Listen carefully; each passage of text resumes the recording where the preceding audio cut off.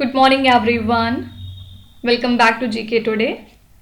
आई hope आप सब बिल्कुल ठीक होंगे और आज हम डिस्कस करेंगे 29 ऑफ अगस्त के सबसे मोस्ट इम्पॉर्टेंट करंट अफेयर्स। चलिए अपना सेशन हम स्टार्ट करते हैं। Srettha Thavisin has been elected as the new prime minister of which country? Srettha Thavisin को किस देश के प्रधानमंत्री के रूप में चुना गया है? तो ये बेसिकली फीयू थाई पार्टी को बिलोंग करते हैं, जिसने पार्लियामेंट में एनफ वोट्स जीत लिए हैं to become Thailand's 30th number of prime minister. ठीक है, और इनके पहले यहाँ के प्राइम मिनिस्टर थे थाकसिन शिनावत्रा और अब इनको रिप्लेस कर चुके हैं श्रेया थैविसिन। आपसे पूछा जा सकता है कि थाईलैंड के नए प्राइम मिनिस्टर कौन है? याद रखिएगा इनका नाम श्रेया थैविसिन। यहाँ पे कुछ नए अपॉइंटमेंट्स एक बार हम रिवाइज करेंगे। इसमें सबसे पहले नेशनल ग्रीन ट्राइब्यूनल के नए चेयरपर्सन नियुक्त हो चुके हैं जस्टिस प्रकाश श्रीवास्तव। ठीक है, और इन्होंने अब रिप्लेस कर दिया है ए.के. गोयल को। काफी दिनों से हम सुन रहे थे एनजीटी के चेयरमैन ए.के. गोयल हैं, लेकिन अब इनको रिप्लेस कर चुके हैं जस्टिस प्रकाश श्रीवास्तव। फिर इसके बाद हाल ही में नए एमडी और सीईओ नियुक्त हो चुके हैं साउथ इंडियन बैंक के। ये कौन है? पी.आर. शेषाद्री। ओके, इनका नाम भी याद रखिएगा। फिर इसके बाद टेस्ला ने हाल ही में अपने लिए एक नया चीफ फाइनेंशियल ऑफिसर अपॉइंट कर लिया है और इनका नाम है वैभव तनेजा। टेस्ला क्योंकि एक इंपॉर्टेंट कंपनी है, इसलिए ये क्वेश्चन भी एग्जाम में आ सकता है। फिर इसके बाद टाटा स्टील ने अपॉइंट किया है अपने लिए एक नया एमडी और सीईओ, जिनका नाम है मिस्टर टी.वी. नरेंद्रन। ओके, और इनका जो एक्सटेंशन है वो अगले 5 सालों तक के लिए रहेगा और इनका जो टेन्योर है वो अगले 5 सालों तक रहने वाला है। ठीक है, तो ये कुछ रिसेंट अपॉइंटमेंट है जिनको ध्यान से आपको पढ़ना होगा। नेक्स्ट क्वेश्चन है, the African union has suspended which country until the effective restoration of constitutional order? अफ्रीकी संघ ने किस देश को संवैधानिक व्यवस्था की प्रभावी बहाली तक निलंबित कर दिया है? तो अफ्रीकन यूनियन ने नाइजर कंट्री को सस्पेंड कर दिया है अपने सभी इंस्टीट्यूशन और एक्टिविटीज से। कब तक? जब तक कि यहाँ पे एक कॉन्स्टिट्यूशनल ऑर्डर फिर से नहीं हो जाता है, क्योंकि लास्ट मंथ हमने देखा था कि यहाँ पे कूप ने पावर को ले लिया था। ठीक है, तो ये जो एग्जीक्यूटिव काउंसिल है अफ्रीकन यूनियन का, जिसमें 55 नेशंस आते हैं टोटल, इन्होंने ये डिसीजन लिया है क्योंकि सोल्जर्स ने नाइजर कंट्री में थ्रो कर दिया वहां की गवर्नमेंट को और कॉन्स्टिट्यूशन को पूरी तरीके से ब्लॉक कर दिया है और अब यहाँ पे कूप का पावर चल रहा है। ठीक है, तो यहाँ पे प्रेसिडेंट कौन थे पहले? मोहम्मद बाजूम, और इनको इनकी फैमिली के साथ ही अरेस्ट में ले लिया गया है कैपिटल सिटी नियामे में। फाइन, तो इसी वजह से अफ्रीकन यूनियन ने नाइजर कंट्री को सस्पेंड कर दिया है जब तक कि यहाँ पे कोई भी एक कॉन्स्टिट्यूशनल ऑर्डर फिर से रिस्टोर नहीं हो जाता। फाइन, इसके बाद हम यहाँ पे बात करेंगे 2 कंट्रीज की। सबसे पहले आपको बताना है कि एपिया कौन सी कैपिटल की कंट्री है।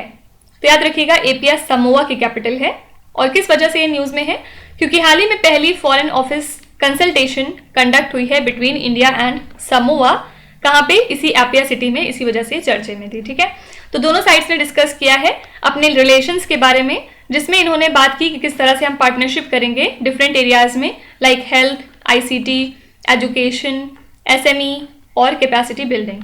ओके, और जो समोआ कंट्री है ये होस्ट करने वाली है next Commonwealth head of government meeting को, जो कि होगी 21 अक्टूबर 2024 में। ओके, तो इसी वजह से समोआ कंट्री न्यूज में है। याद रखिएगा समोआ की कैपिटल है एपिया और यहीं पे ये जो है consultation, first foreign office consultation हमारा इनके साथ हुआ था। ठीक है, फिर हाल ही में यूएसए कंट्री ने अप्रूव कर दिया है पहला रिस्पायरेटरी सिंसिटियल वायरस वैक्सीन को वुमेन के लिए, ऐसी वुमेन के लिए जो प्रेग्नेंट हैं, अपने बेबी को प्रोटेक्ट करने के लिए। ठीक है, तो इस वैक्सीन को दिया जा सकता है किसी भी वुमेन को जो प्रेग्नेंट है between the weeks of 32 and 36 of pregnancy, और इसको इस तरह से डिजाइन किया गया है कि वो इन्फेंट्स को प्रोटेक्ट कर सके from this virus from birth to 6 months of age. ठीक है, तो आपसे पूछा जा सकता है कौन सी कंट्री ने पहली बार रेस्पिरेटरी सिंसिटिकल वायरस वैक्सीन को अप्रूव किया है किसी प्रेग्नेंट वुमेन के लिए टू प्रोटेक्ट देयर बेबी? तो आंसर हो जाएगा यूएसए। ठीक है,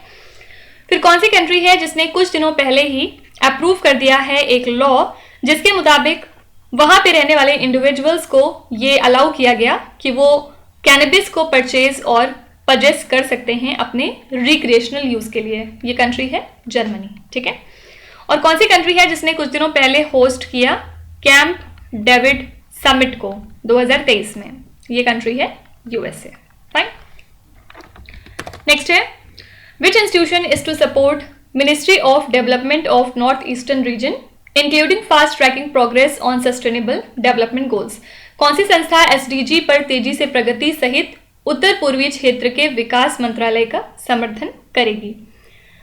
तो इंडिया की जो ministry of development of north eastern reason है, इन्होंने कोलैबोरेट किया है यूनाइटेड नेशंस डेवलपमेंट प्रोग्राम के साथ, और अब ये मिलके इनहैंस और फास्ट ट्रैक कर रहे हैं सस्टेनेबल डेवलपमेंट गोल्स को in the north eastern reason.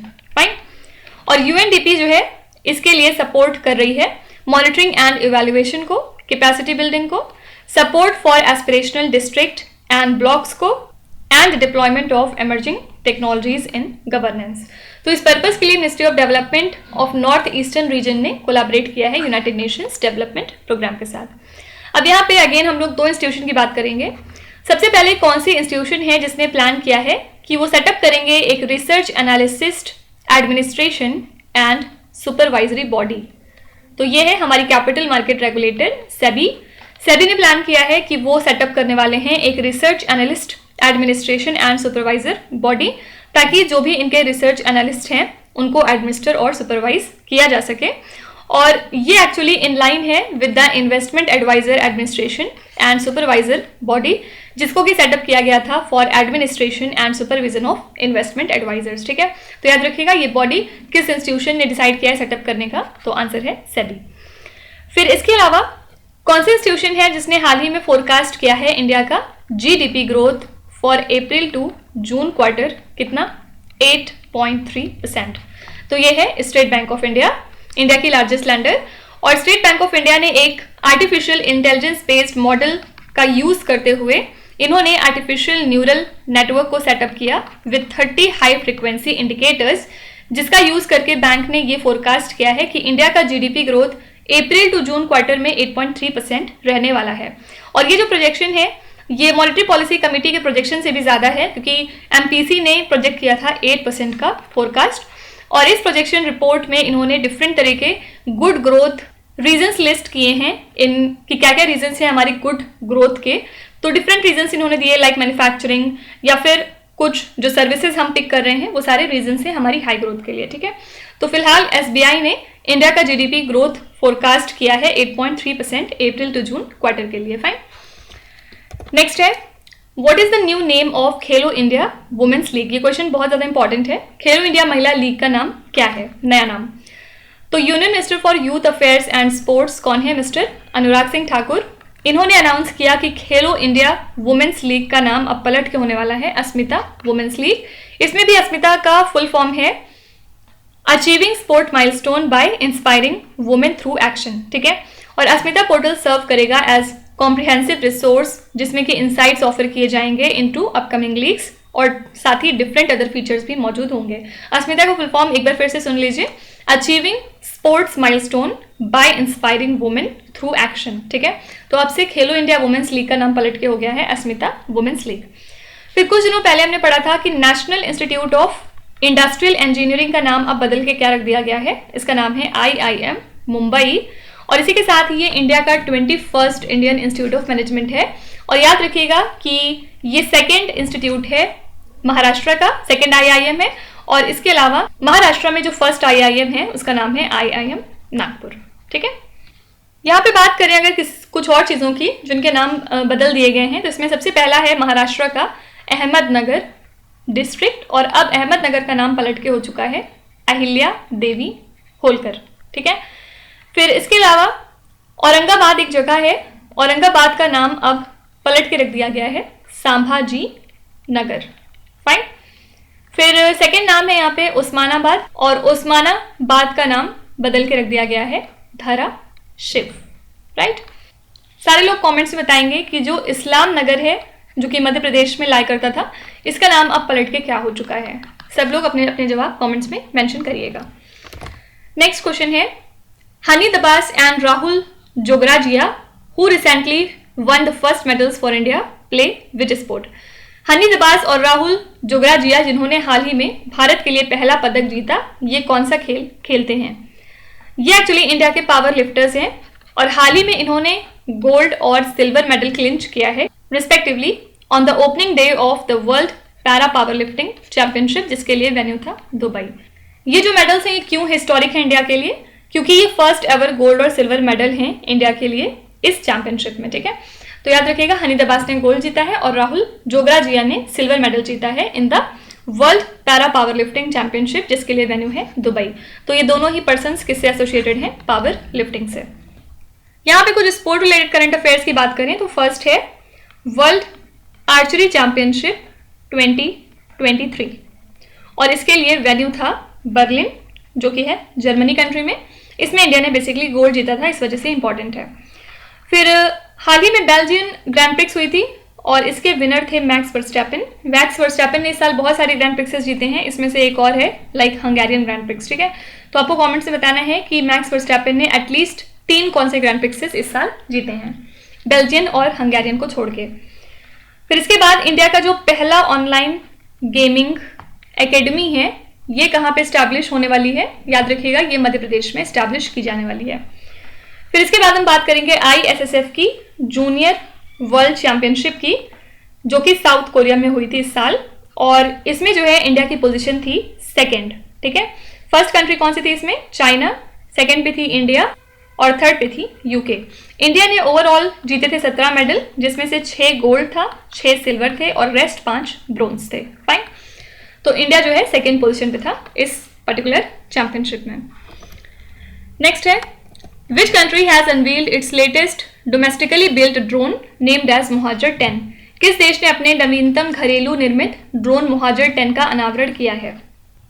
तो ईरान कंट्री ने अनवील किया है अपना लेटेस्ट डोमेस्टिकली बिल्ट ड्रोन, जिसका नाम है मोहाजिर 10, जिसमें एडवांस्ड कैपेबिलिटीज मौजूद हैं। लाइक ये हायर एल्टीट्यूड पे जाके फ्लाई कर सकता है काफ़ी देर तक के लिए और अपने साथ ये ग्रेटर पेलोड भी कैरी कर सकता है, ठीक है। और ये जो नया ड्रोन है ये फ्लाई कर सकता है मैक्सिमम 24 आवर्स तक। कितनी एल्टीट्यूड पे? 7000 मीटर्स तक, जिसकी ऑपरेशनल रेंज होगी 2000 किलोमीटर्स, ठीक है। और इसकी जो पेलोड कैपेसिटी है वो 300 किलोग्राम्स तक सस्टेन कर सकती है, जो कि डबल कैपेसिटी है अगर हम कंपेयर करें मोहाजिर 6 ड्रोन से, ठीक है। तो मोहाजिर 10 एक ड्रोन है और ये किस कंट्री से बिलोंग करता है? तो आंसर है ईरान। यहाँ पे कुछ इंटरनेशनल करंट अफेयर्स देखेंगे, जिसमें सबसे पहली इंपॉर्टेंट न्यूज़ है कि ब्रिक्स में हाल ही में कुछ नई कंट्रीज को इंक्लूड करने का प्रपोजल रखा गया है और इसमें कौन कौन सी कंट्रीज अब इंक्लूड हो रही हैं? Argentina, Iran, UAE, south Africa, Ethiopia और इजिप्ट। ये 6 कंट्रीज हैं जो ब्रिक्स में आ रही हैं, ठीक है। और ब्रिक्स में ऑलरेडी कौन कौन सी कंट्रीज मौजूद हैं? ब्राजील, रशिया, इंडिया, चाइना और साउथ अफ्रीका। इस साल के लिए होस्ट भी साउथ अफ्रीका है। फाइन, फिर इसके बाद हाल ही में नए प्राइम मिनिस्टर कौन बन चुके हैं कनाडा कंट्री के? तो ये हैं हुन मैनेट, जो फॉर्मर प्राइम मिनिस्टर हैं कनाडा के, उनके ही बेटे हुन मैनेट नए प्राइम मिनिस्टर बन चुके हैं कैम्बोडिया के। सॉरी, यहाँ कैम्बोडिया होगा, नॉट कनाडा, ठीक है, कैम्बोडिया कंट्री। फिर इसके बाद जेम्स इस्किया की बात करें तो जेम्स इस्किया हाल ही में इलेक्ट हो चुके हैं as new chairman of IPCC। IPCC क्या है? Intergovernmental panel on climate change. और जेम्स इस्किया यूके को बिलोंग करते हैं। सब लोग बताएंगे कि IPCC का हेडक्वार्टर्स कहाँ पे है। नेक्स्ट है where was the joint group of customs meeting between India and Bangladesh held recently? हाल ही में भारत और बांग्लादेश के बीच संयुक्त सीमा शुल्क समूह की बैठक कहाँ आयोजित की गई है? तो 14th joint group of custom meeting between India and Bangladesh हाल ही में कंडक्ट हुई है नई दिल्ली में 21 और 22 ऑफ अगस्त को। और इस मीटिंग के दौरान इंडिया और बांग्लादेश ने अपने कमिटमेंट को एक बार फिर से रीअफर्म किया है, जिसमें इन्होंने डिसाइड किया कि कस्टम कोऑपरेशन को ये मिल के सॉल्व करेंगे और स्ट्रीमलाइन करेंगे क्रॉस बॉर्डर ट्रेड को। तो इसके लिए बायलैटरल इश्यूज भी यहाँ पे डिस्कस हुए, लाइक कुछ नए लैंड कस्टम स्टेशंस को ओपन करना, फिर पोर्ट रेस्ट्रिक्शंस को थोड़ा और आसान करना, रोड एंड रेल इंफ्रास्ट्रक्चर को डेवलप करना और pre arrival exchange of customs data. ये सारे इश्यूज थे जो डिस्कस हुए इस इवेंट के दौरान, ठीक है। तो फिलहाल आपको बस इसका वेन्यू ही याद रखना है कि कौन सी दो कंट्रीज के बीच में मीटिंग हुई, इंडिया और बांग्लादेश। कहाँ पे हुई? तो आंसर है नई दिल्ली में। इसके अलावा अगर हम बात करें चौथी G20 की कल्चर वर्किंग ग्रुप मीटिंग की, तो याद रखिएगा ये हुई है वाराणसी में। कब से कब तक? 23 से लेके 26 अगस्त तक। और यहाँ पे डिफरेंट डेलीगेट्स मौजूद थे from G20 member Nations, invitee countries और कुछ और इंटरनेशनल ऑर्गेनाइजेशन से। और जो पहले 3 कल्चर वर्किंग ग्रुप मीटिंग्स हो चुकी हैं वो कहाँ कहाँ पे हुई हैं? खजुराहो, भुवनेश्वर और हम्पी में। ठीक है, ये 4th नंबर की मीटिंग थी, कल्चर वर्किंग ग्रुप मीटिंग, जो कि वाराणसी में हुई। इसका एम था कुछ एक्शनेबल आउटकम्स पे पहुंचना, कल्चर को ध्यान में रखते हुए। ठीक है, तो यहाँ पे आंसर है वाराणसी। फिर इसके अलावा कौन सी कंट्री होस्ट थी इंटरनेशनल कॉन्फ्रेंस की on preserving information integrity and public trust in elections? इसके लिए होस्ट कंट्री थी ब्राजील। फाइन।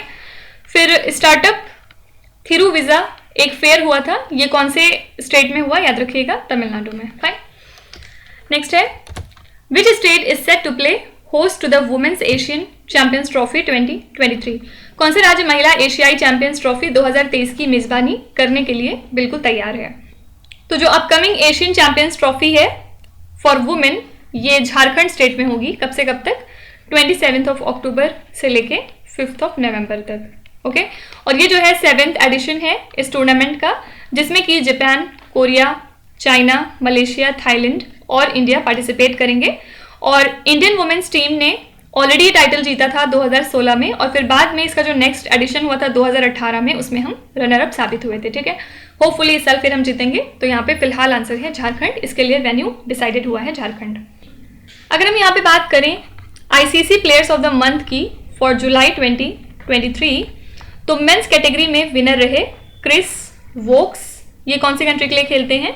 ये इंग्लैंड से बिलोंग करते हैं।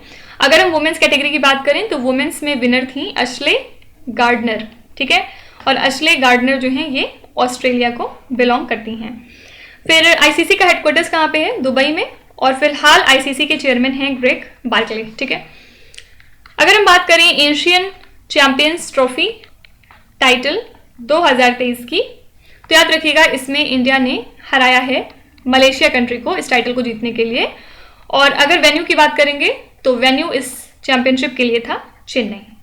ओके, आपको बताना है कि जो वर्ल्ड अंडर 17 चैंपियनशिप हुई थी, इसमें इंडिया ने ओवरऑल कितने मेडल्स जीते हैं? इसका वेन्यू क्या था? इसका वेन्यू था इस्तांबुल, टर्की में हुई थी ये चैंपियनशिप। तो आपको बताना है कि इसमें इंडिया ने ओवरऑल कितने मेडल्स जीते हैं। नेक्स्ट क्वेश्चन है, Who has been recognized as the Election Commission of India's national icon for voter awareness and education? मतदाता जागरूकता और शिक्षा के लिए भारत के चुनाव आयोग के राष्ट्रीय आइकन के रूप में किसे मान्यता दी गई है? तो इलेक्शन कमीशन ऑफ इंडिया ने रिकॉग्नाइज किया है फॉर्मर इंडियन क्रिकेटर और बैटिंग लेजेंड सचिन तेंदुलकर को as India's icon for voter awareness and education. इसके लिए सचिन तेंदुलकर ने 3 साल के लिए एक मेमोरेंडम ऑफ अंडरस्टैंडिंग साइन किया है इलेक्शन कमीशन ऑफ इंडिया के साथ, एक इवेंट के दौरान जो कि नई दिल्ली में हुआ था। और इस इवेंट में हमारे chief election commissioner Rajiv Kumar भी मौजूद थे, साथ ही इलेक्शन कमिश्नर्स भी इस दौरान यहाँ पे प्रेजेंट थे। ठीक है, तो इलेक्शन कमीशन ऑफ इंडिया ने नेशनल आइकन बनाया है सचिन तेंदुलकर को वोटर अवेयरनेस के पर्पज से। कुछ और यहाँ पे अगर हम ब्रांड एम्बेसडर्स की बात करें तो इन्फोसिस ने कुछ दिनों पहले साइन कर लिया है इगा स्वियातेक को एज अपना नया ब्रांड एम्बेसडर। और इगा स्वियातेक जो हैं ये वुमेन्स टेनिस चैंपियन है, इनके बारे में सब जानते हैं, ये वर्ल्ड नंबर 1 चल रही है फिलहाल। और इसके अलावा इन्फोसिस ने राफेल नडाल को भी अपॉइंट किया है अपना ब्रांड एम्बेसडर अगले 3 सालों के लिए। आपको बताना है कि ये दोनों ही प्लेयर्स कौन कौन सी कंट्रीज से बिलोंग करते हैं। फिर BPCL मतलब भारत पेट्रोलियम कॉरपोरेशन लिमिटेड ने हाल ही में राहुल द्रविड़ को बना लिया है अपना ब्रांड एम्बेसडर। इसके अलावा जो एक्ट्रेस हैं करीना कपूर, इनको प्लक ने अपना नया ब्रांड एम्बेसडर नियुक्त किया है। प्लक क्या है? ये बेसिकली एक तरह का फ्रेश वेजिटेबल और फ्रूट का बिजनेस है। फाइन। नेक्स्ट है, scientist of which institution in association with Khalifa University UAE have developed the cooling solution for electronics application? Khalifa विश्वविद्यालय संयुक्त अरब अमीरात के सहयोग से किस संस्थान के वैज्ञानिकों ने इलेक्ट्रॉनिक्स अनुप्रयोगों के लिए कूलिंग समाधान विकसित किया है? तो IIT मद्रास के साइंटिस्ट ने कोलैबोरेट किया है खलीफा यूनिवर्सिटी UAE के साथ, और इन्होंने डेवलप किया है हीट मैनेजमेंट को for miniature electronic devices, particularly space applications के लिए। ठीक है, तो हाई परफॉर्मेंस कंप्यूटिंग प्रोसेसर्स को यूज़ किया जाएगा जो कि जनरेट कर सकते हैं 200 से लेके 250 वॉट तक या फिर इससे भी ज़्यादा पावर, जिससे कि हीट लोड्स जो हैं अप टू 1 किलोवाट वो फॉर्म की जा सकती है, जिससे कि एफिशिएंट हीट मैनेजमेंट हो सकता है। ठीक है, तो बस याद रखिएगा कि ये जो कूलिंग सोल्यूशन है किसने डेवलप किया, आईटी मद्रास ने। आईटी मद्रास के बारे में एक खास बात क्या है, आईटी मद्रास अपना एक नया कैंपस पहली बार आउटसाइड इंडिया डेवलप करने वाला है। कहाँ पे, जंजीबार में। जंजीबार कहाँ है, तंजानिया कंट्री में। ठीक है, इसके अलावा आईटी दिल्ली भी प्लान कर रहा है कि वो अपना एक नया कैंपस आउटसाइड इंडिया एस्टैब्लिश करेंगे। कहाँ पे, अबू धाबी में। ठीक है, लास्ट क्वेश्चन पे आएंगे।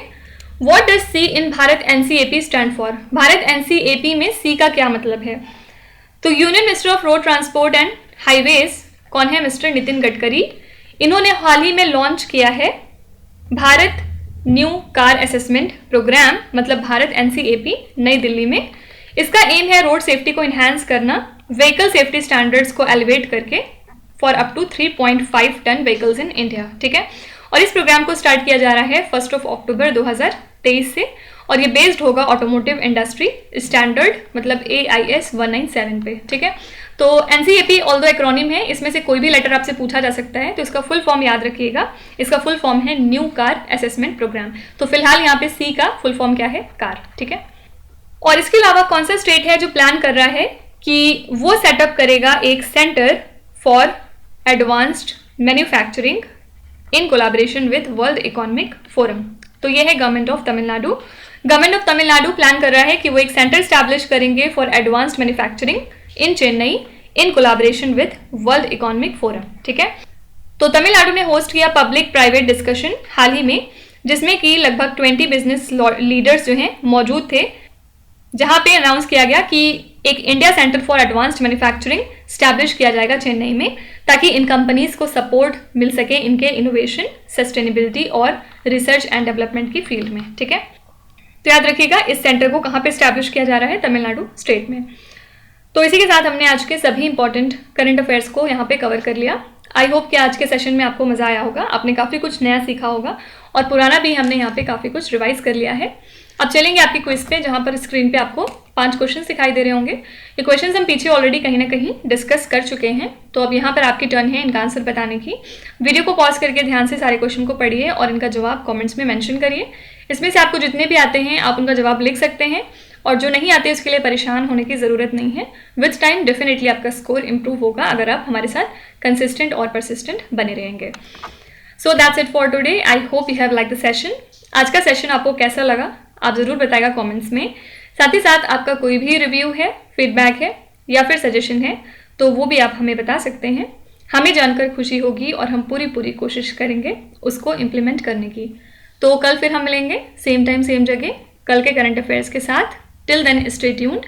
Thank you so much for watching, and please do not forget to subscribe to GK Today. With this, Meenu Hadsana signing off.